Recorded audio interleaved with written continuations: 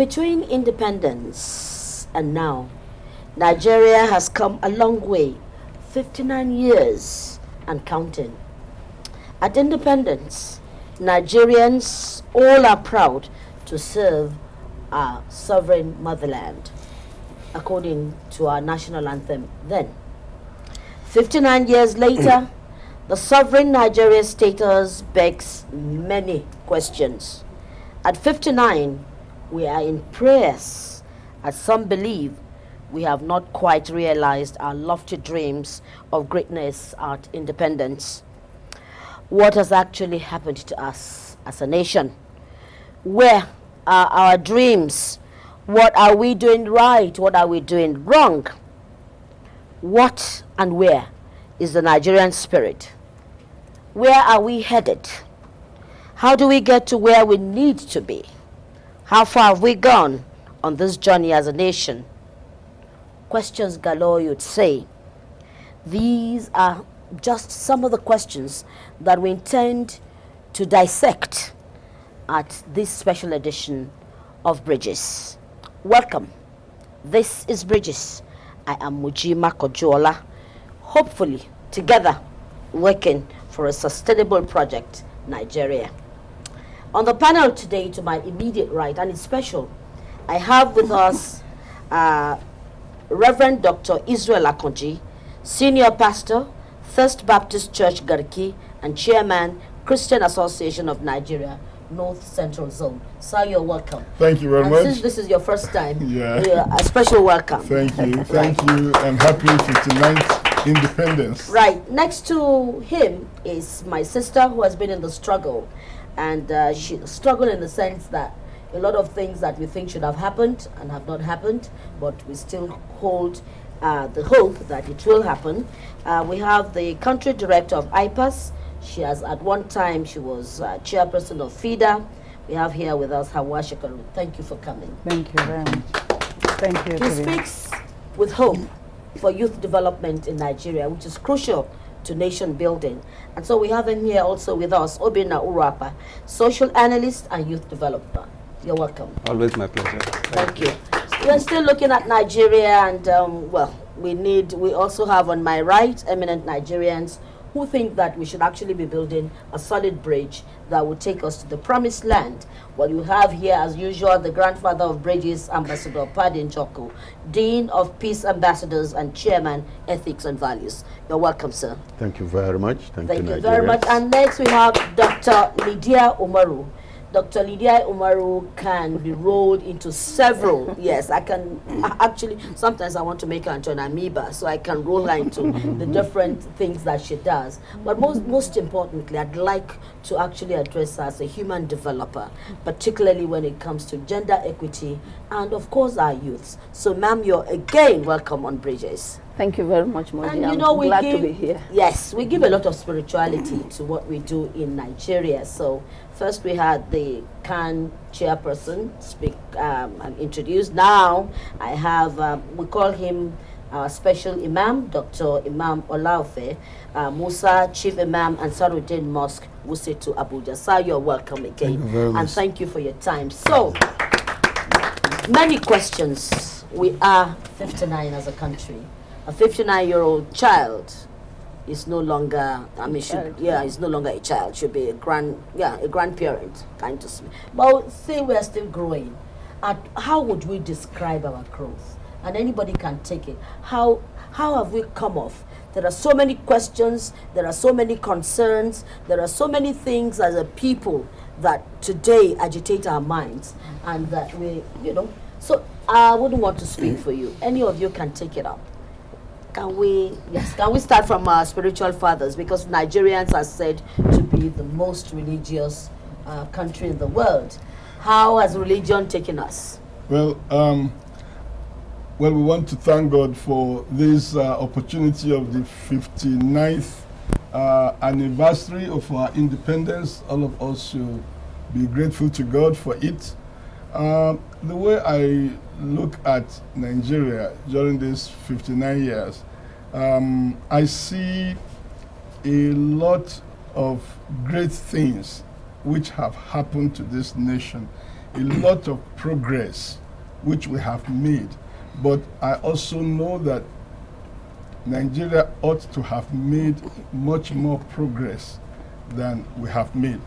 If you look at the country called Nigeria, before it came together as an entity to be called Nigeria, people were living in organized communities. There were empires that covered what we call Nigeria. There were empires. We had the Hausa city-states, we had the Borno Empire, Benin Empire, Oyo Empire. We had several other groups that were organized. These were the people that came together to make a nation. Therefore, everybody coming, even though they were thinking of one nation, they had their diversity in their minds. And everyone that came to the picture was coming like a representative of his group. And if you look at our first national anthem, it recognized that Nigeria we hail thee, our own dear native land.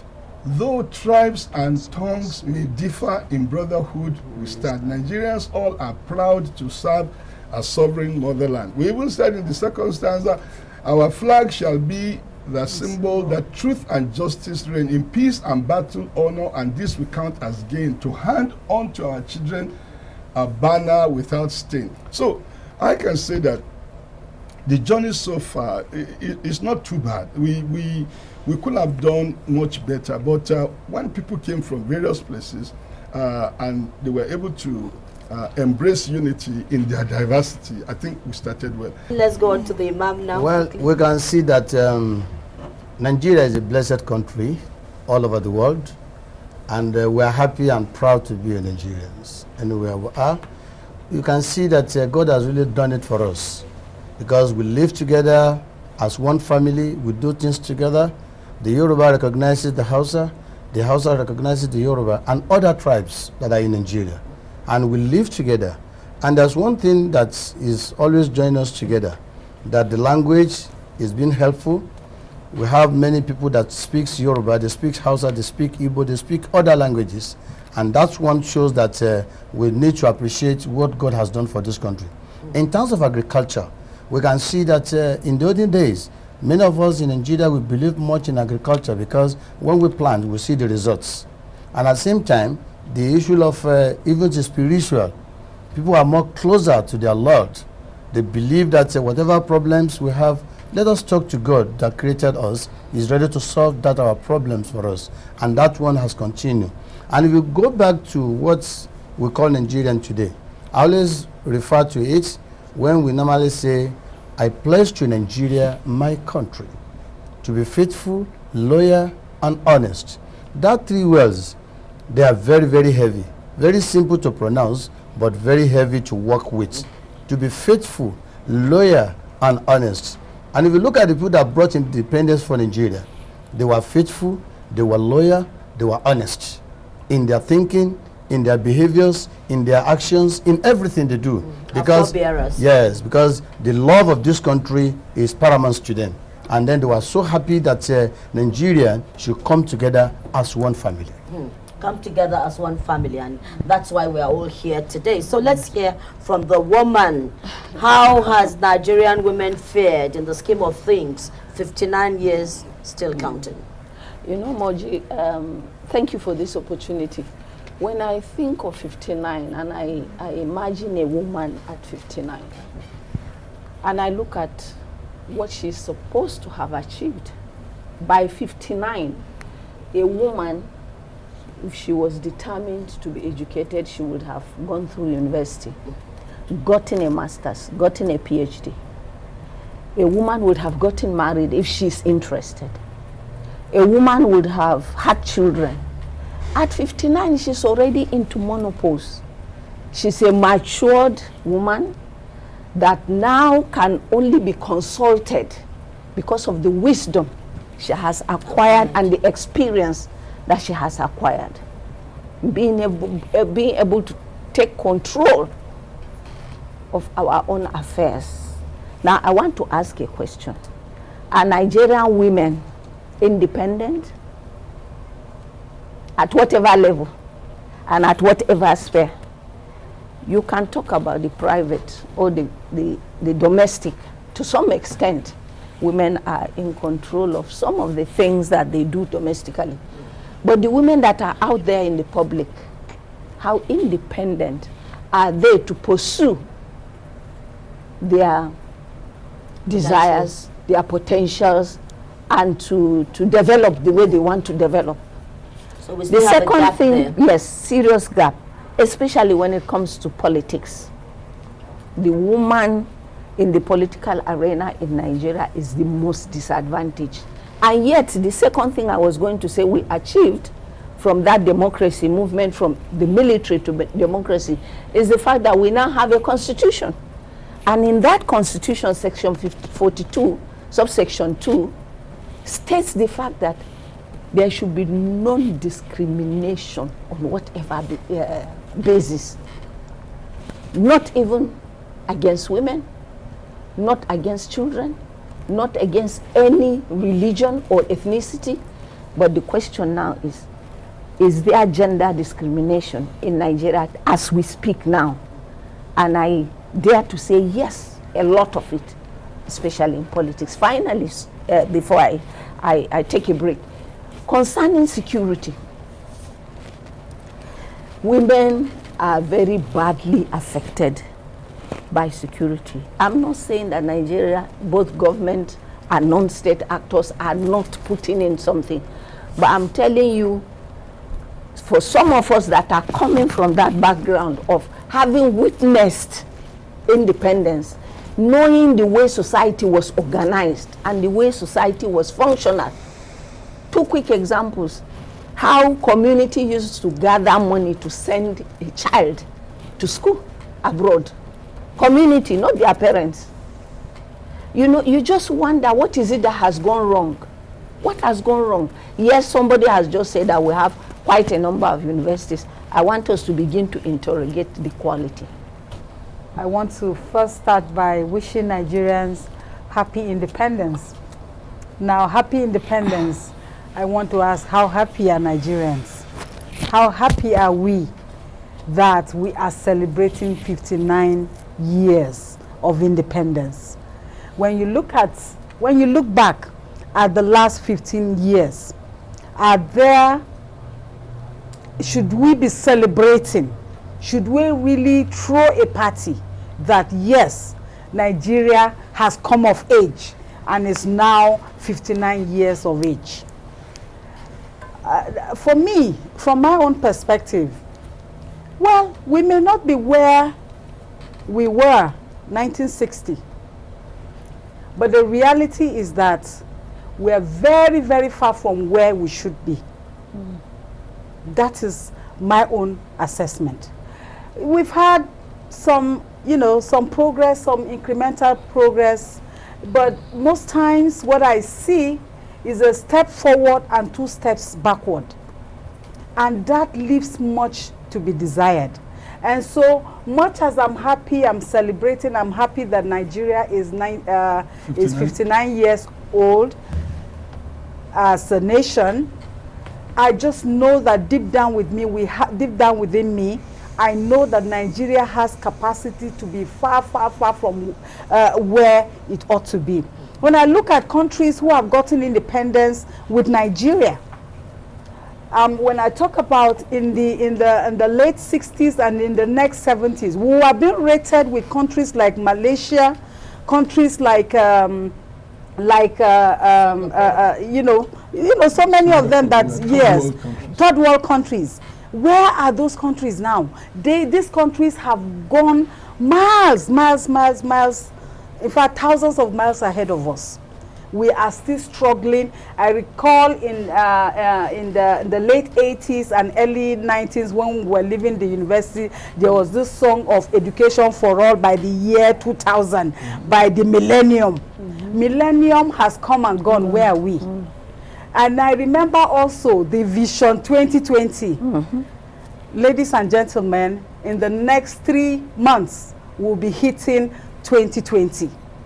Those very robust and, you know, critical documents that came that articulated the vision that Nigeria wanted to see by year 2020. Where have we gone in terms of implementing them? But it's a period of mixed feelings for almost every Nigerian. Well, I speak for myself and I speak for the youths of this nation. Because Chinua Achebe said, if you don't know where the rain started beating you won't know where it stopped. And the Yorubas will tell you, when two brothers go into a room and come out smiling, they have lied to each other. The long and short of it is that 59 years is enough time for us to wobble and fumble and get ourselves back on our feet. The United Nations General Assembly 74 just rounded off in New York. There were several side meetings that happened. In fact, an African center has been built by a young Nigerian, Iweala. I also know that a few Nigerians came together, the Dangotes of this world, to put resources together to build it so that we can showcase the best of Africa. Young people now still believe in Nigeria.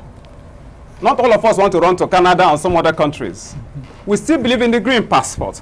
We are still doing things, and thank God for technology, we still do things, but we still have a situation where even the security forces are making it difficult. The enabling environment is also not there. We're still doing 7,000 megawatts in a country of 201 million, when South Africa is doing how many thousand with 45 million people. But that having been said, we are not running anywhere. Who will say that his mother's soup is not sweet? We're still here and we want Nigeria to progress. We're only asking for a place to stand so that we can shout out and say there's a tomorrow. For a place to stand. Yes, quickly, sir. Before I'll go around again and the program will be over. Quickly, sir. So my own has to be quickly. You see this independence thing? Well, unfortunately, it may not be quickly, because I was there at independence. I participated in the parade. I had my small flag and the rubber cup they gave us. And we thought that we were walking into El Dorado. We thought our problems were finished with the attainment of independence. But lo and behold, 6 years after independence, we had the first major accident. Some military boys who didn't understand what governance was all about went and staged a coup, from which we have not recovered till today. And immediately they staged a coup and they saw that it was possible to stage a coup. Then coups d'etat became the order of the day. They were now rolling it over from this set to this set to this set, and that was the beginning of our woes. Then the Civil War, when we engaged in fratricide, killed millions of our own brothers. And then after that, another disguised curse came upon us, the oil boom, which we didn't know was an oil doom. Immediately they discovered oil in that quantity, everybody stopped whatever they were doing and now started depending on the central government that was collecting the money, and we are still there till today. The industry, the capacity to think and to work with which the Nigerian was known, disappeared. All we do now is run a nanny state with a feeding bottle economy, where 36 governors come to Abuja to collect their feed at the end of the month, and every other person in the state is just waiting for the governor to come back. Industries have disappeared. The schools that we built producing these children, the children come out of school and you pity them. Some have 5 degrees and have not had the opportunity of having any job. So I think this is an opportunity for introspection. We thank God that He has kept us alive till today. We must do introspection and ask ourselves, can we carry on like this? Are we not living a lie? Can we carry on like this? We actually cannot continue like We cannot this. continue like Let this. me say that what we are experiencing as a country is what I will describe as stunted growth. We should remember that a day will come that we shall all account for whatever we're doing. The politicians, religious leaders, whatever you belongs to, you will stand one day. Because those who believe that let me chop and you chop and others should suffer, they will account for it one day. All right.